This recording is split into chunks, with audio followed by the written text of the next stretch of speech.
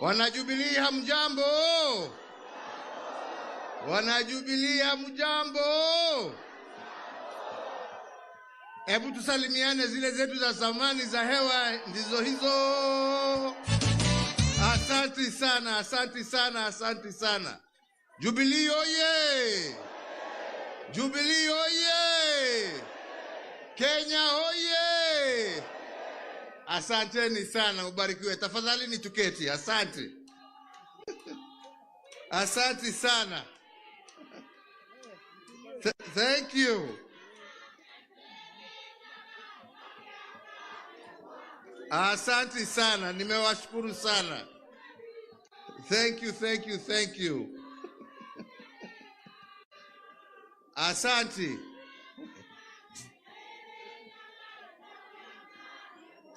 Asante sana. Thank you, thank you, thank you. Wajubilee wenzangu, hamjambo? Hamjambo tena. Wacha nianze kusema ya kwamba niko na furaha nyingi sana siku ya leo kuwa pamoja nanyi, na niwashukuru nyote ambao mmeweza kufika hapa. Nishukuru pia wale ambao hawakuweza kufika, lakini najua tuko pamoja na wao katika runinga na mambo mengine na social media. Na niseme naungana na vile ndugu yetu Secretary General amesema. Leo ni siku ya furaha. Leo ni siku ya furaha kwangu na kwa jamii yote ya Jubilee. Kwa sababu kwa muda mrefu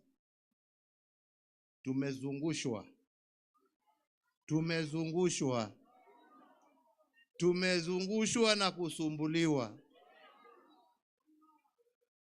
Wachache wamelipwa, wengine wamejiita wakuu,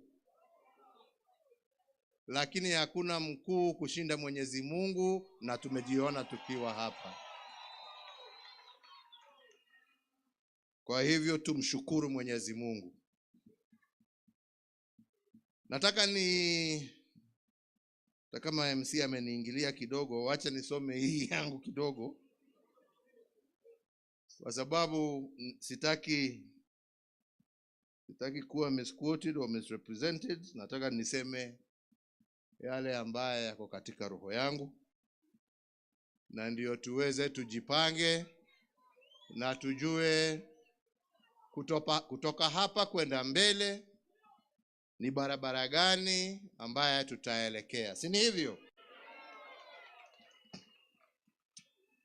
So therefore, party members and my fellow Kenyans, today marks almost 3 years, as the Secretary General has just informed us, since we last gathered here at this very same venue and held our last National Delegates Conference.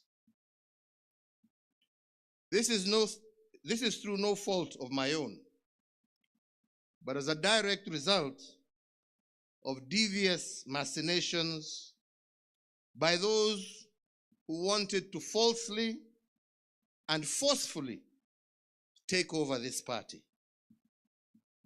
As we meet today, I wish to take this very early opportunity to thank all those loyal party members, the many lawyers and Kenyans of goodwill who have ensured that once again we are able to meet and restart our journey forward again. Asanteni sana. Politics, as we have seen, is about many things. But one thing that cannot be overridden is that politics is first and foremost about the collective will of the people, exercised either by members of the party, like we are here today, or by the citizens